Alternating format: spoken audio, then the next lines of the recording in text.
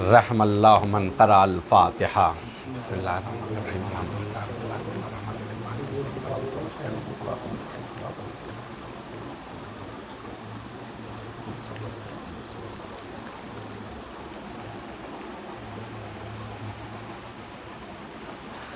اعوذ باللہ من الشیطان الرجیم بسم اللہ الرحمن الرحیم رب اشرح لی صدری ویسر لی امری واحلل عقدۃ من لسانی یفقہوا قولی الحمد للہ رب العالمین ثم الصلاۃ والسلام علی اشرف الانبیاء والمرسلین خاتم النبیین سید القرشی المکی المدنی ابی القاسم المصطفیٰ محمد اللہم صلی وعلی آل بیتہ الطیبین الطاہرین المعصومین المنتخبین المنتجبین اما بعد فقد قال رسول اللہ صلی اللہ علیہ وآلہ وسلم سمعت این من حارب اللہ ورسولہ۔ عزیزان محترم، یہ چونکہ حدیث لفظ رسول خدا نہیں ہے، اس لیے تھوڑا سا محتاط میں پڑھ رہا ہوں، چونکہ یہ حدیث رسول بیان کر رہے ہیں لیکن زبان ہے ایک بچھو کی، لہذا میں نے تھوڑا سا رک کے تاکہ آپ لوگ متوجہ رہیں کہ کیوں رکے ہیں۔ جہاں بات بچھو کی آتی ہے، عقرب کی آتی ہے تو آدمی تھوڑا سا پریشان ہو جاتا ہے، گھبرا جاتا ہے۔ یہ جو میں نے روایت پیش کی ہے، رسول کہتے سمعت، تو میں نے سنا، میں نے سنا۔ کہاں سنا؟ جب معراج کے سفر پر رسول اسلام جا رہے تھے، 7ویں آسمان یعنی بلند ترین مقام پر رسول نے دیکھا کہ ایک بہت بڑا بچھو ہے، جس کو اگر الفاظ میں بیان کیا جائے تو کہتے ہیں کہ جس کا سر آسمان تک اور جس کے یعنی وجود کو دیکھا جائے زمین کی تہوں تک پایا جاتا تھا۔ یہ سمجھانے کے لیے کہ یعنی کتنا خطرناک جانور ہے، اور وہ ایک ہی بات کہہ رہا ہے۔ وہ کیا کہتا ہے؟ این من حارب اللہ ورسولہ، کہاں ہے وہ افراد جو اللہ اور اس کے رسول سے جنگ کرتے ہیں؟ غور کیجئے گا، آئینہ کہاں ہے؟ من حارب اللہ، اللہ سے جنگ کرتے ہیں، ورسولہ۔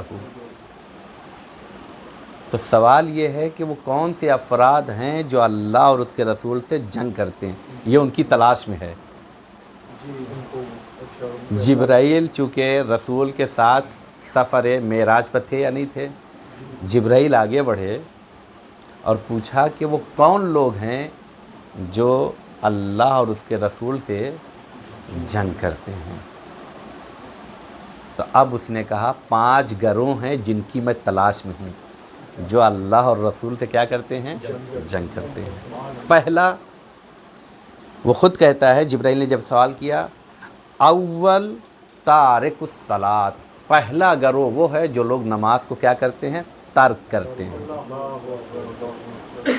جو لوگ نماز کو ترک کرتے ہیں وہ لوگ اب سمجھ لیں کہ خدا اور رسول سے جنگ کرتے ہیں۔ غور کیجئے گا، تارک الصلاۃ۔ اچھا، یہ نماز ایک ایسا مرحلہ ہے کہ جہنم میں جانے کے اسباب میں سے بہت بڑا سبب نماز کا چھوڑ دینا ہے۔ لہذا قرآن کے 29ویں پارے میں جہاں پر جنتی اور جہنمی ایک دوسرے سے گفتگو کریں گے تو اس میں جنتی لوگ اہل جہنم سے پوچھیں گے کہ بتاؤ تم جہنم میں کیوں چلے گئے؟ تو اس میں سے ایک پہلا جواب یہ ہوگا، لم نکو من المصلین، لم نکو من المصلین، ہم نماز پڑھنے والوں میں سے نہیں تھے۔ نماز نہ پڑھنے والے کون ہیں؟ تارک الصلاۃ ہیں۔ غور کیجئے گا، اب ایسا بندہ کہاں جائے گا؟ یہ کون کہہ رہا ہے؟ یہ بچھو کہہ رہا ہے میں 5 گروہ کی تلاش میں ہوں، اس میں سے ایک جو نماز کا ترک کرنے والا ہے۔ اچھا یہاں پر آپ کو ایک بات بتاؤں، آپ بعض موقعوں پر ابھی میں دیکھے کسی کے اوپر جو ہے جا کے بات نہیں کرتا ہوں، عمومی بات، بعض افراد سے کہو کہ نماز کیوں نہیں پڑھتے ہیں تو وہ کہتے ہیں میں منکر نماز نہیں ہوں، تارک نماز ہوں۔ غور کیجئے گا، منکر نماز نہیں ہوں، تارک نماز ہوں۔ کیوں ایسا کہتے ہیں؟ کیونکہ منکر ہو جانا یعنی ضروریات دین کی مخالفت کرنا تو واجب القتل ہو جائیں گے۔ غور کیجئے گا، تو بچنے کے لیے کیا کہتے ہیں؟ میں منکر نماز نہیں ہوں، تارک نماز ہوں۔ کہا ٹھیک ہے، تارک نماز ہو، یہ بچھو تمہاری تلاش میں ہے۔ یہاں تو کاکروچ کے مارنے کی دوا تمہارے پاس ہے، لیکن وہاں کے لیے آپ کو کیا کرنا پڑے گا؟ وہاں کوئی اسپرے کام آنے والا نہیں ہے۔ اسپرے کون کام آئے گا؟ اگر صحیح طریقے سے خدا کی بندگی کیا ہے، آل محمد کی غلامی کیا ہے تو کام آئے گی۔ صلوات پڑھ دے بر محمد۔ میں بہت زیادہ وضاحت نہیں کروں گا، پہلا ہوا، پہلا گروہ۔ دوسرا گروہ کون لوگ ہیں؟ کہا مانع الزکوٰۃ، جو لوگ زکوٰۃ روکتے ہیں، دیتے نہیں ہیں۔ اچھا یہاں پر بھی میں آپ کو یہ واضح کر دوں کہ ہم لوگ جب بات زکوٰۃ کی آتی ہے تو سمجھتے ہیں ہاں یہ جو نصاب ہے یہ پورا ہو جائے، ہمارے پاس اتنی بکریاں کہاں، ہمارے پاس اتنا گیہوں کہاں، ہمارے پاس اتنا نہیں۔ مسئلہ یہ نہیں ہے، ہم نے دین کو سمجھا ہی نہیں۔ دین صرف زکوٰۃ مال سے نکالنا ضروری نہیں ہے، یہ ایک زکوٰۃ ہے، کیونکہ حدیث کیا ہے؟ زکوٰۃ العلم نشرو، علم ہے تو اس کی زکوٰۃ نشر کرنا ہے، نہ کہ تالا مار کے بیٹھ جانا ہے۔ غور کیجئے گا، لہذا اسی جگہ پر میں ایک جملہ کہنا چاہتا ہوں۔ ہم لوگ ایک نیا کام ماشاءاللہ سے آپ دیکھیے رزلٹ بہت اچھا ہے، بچے حدیثیں یاد کر رہے ہیں، پڑھنے میں بھی اسپیڈ اچھی ہوئی ہے، اور ماشاءاللہ سے فکری عنوان سے بھی کام۔ اور میں نے کہا تھا یہ بچوں کا جمع ہو جانا بھی آج کے زمانے میں یقین جانیے کچھ نہ سیکھیں پھر بھی اتنی دیر گناہ سے دور، برے ساتھی سے دور ہیں، یہی فائدہ ہے۔ جیسے کہتے ہیں نماز پڑھنے کا ان الصلاۃ تنہی عن الفحشاء والمنکر، نماز کیا کرتی ہے؟ فحشاء و منکرات سے بچاتی ہے۔ تو ہم تو نماز پڑھتے پھر گناہ، کہا جتنی دیر نماز پڑھا تھا اتنی دیر تو گناہ سے دور تھے۔ غور کیجئے گا، اور اگر دیکھنا چاہتے ہیں نماز قبول ہوئی ہے تو یہ دیکھیں اس کے بعد گناہ تو نہیں کیا ہے۔ یہ دیکھیے اسی طریقے سے کیا زکوٰۃ العلم نشرو، کیا ہے؟ علم کی زکوٰۃ نشر کرنا ہے۔ تو ہم لوگوں کے رزلٹ ماشاءاللہ سے بہت اچھا، خدا کامیابی عطا کرے۔ ایک نئی چیز اور ایڈ کرنا چاہ رہا ہوں کہ دیکھیں آپ لوگ ماشاءاللہ سے کوئی انجینئر ہے، کوئی آرکیٹیکٹ ہے، کوئی ماشاءاللہ سے ہر چیز میں ماہر ہے، کوئی ایک پوائنٹ ہفتے میں ریسرچ کر کے آئیے کہ کیسے جو ہے سکسیز ملتی ہے، یا جس کورس میں آپ کو لگا ہے کہ اگر یہ کام ہوتا تو اور زیادہ سکسیز مل جاتی۔ پڑھائی میں آج کل مارکیٹ میں کون سا دنیا میں چکے دیکھیں، اگرچہ کہ علم نوکری کے لیے حاصل نہیں کیا جاتا ہے، یہ یاد رکھیے گا، لیکن پھر بھی یہ یاد رکھیے کہ یہ زینہ تو قرار پاتا ہے ترقی پانے کے لیے۔ اتنا بھی اگر آپ سمجھیے، یا کچھ نہیں تو ابھی ہم نے دعائے عہد پڑھی ہے، اس میں معصوم کے سلسلے کہتے ہیں ہم نے ان کی عظمت بڑھائی ہے، کس طرح سے؟ انہیں علم سے سرفراز کیا ہے۔ غور کیجئے گا، تو اس سے ایک پیغام ملتا ہے کہ اگر مالا مال ہونا، عظیم بننا ہے تو علم کے زینت سے اور زیور سے اپنے آپ کو آراستہ ہونا پڑے گا۔ تو کوشش کریں آپ لوگ ماشاءاللہ سے کوئی ایک ایسا عنوان ہفتے میں لے کر آئیں، اسی جگہ جیسے بچے حدیث بیان کر رہے ہیں تو جوان اپنی ذمہ داری کو نہ بھول جائیں۔ مثلاً کہ ہاں مارکیٹ میں فلاں چیز ہے، کبھی کبھی ہوتا کاؤنسلنگ کرنے میں اس جیسے بچوں کو سمجھاتے یہ کورس کرو گے تو اس میں زیادہ جو ہے اسکوپ ہے تمہیں جاب کے لیے، فلاں کے لیے، تو آپ ماشاءاللہ سے اپنی طرف سے یہ کوشش کریں۔ ایک ضروری نہیں بہت زیادہ آپ کو وضاحت کرنا ہے، صرف 3 منٹ، یہ وقت زیادہ لینے کا صرف میرا حق ہے۔ صلوات پڑھتے ہیں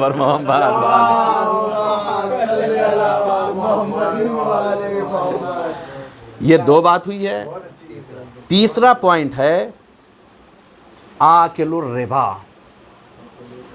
جو لوگ سود کھاتے ہیں، آکل کہتے ہیں عین والا نہیں، الف والا، اکلا سے اس میں فاعل جب بنائیں گے تو آکل الربا یعنی سود کھانے والے۔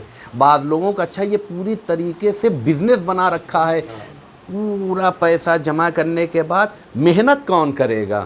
پیسہ دے کے پہلی تاریخ کو سود لینے کے لیے بھی محنت کرنا پڑتی ہے، تو کیوں نہ یہ محنت صحیح راستے پر لگا دو، کبھی خدا کسی کے در کا محتاج نہیں بنائے گا۔ صلوات پڑھ دے بر محمد وآل محمد۔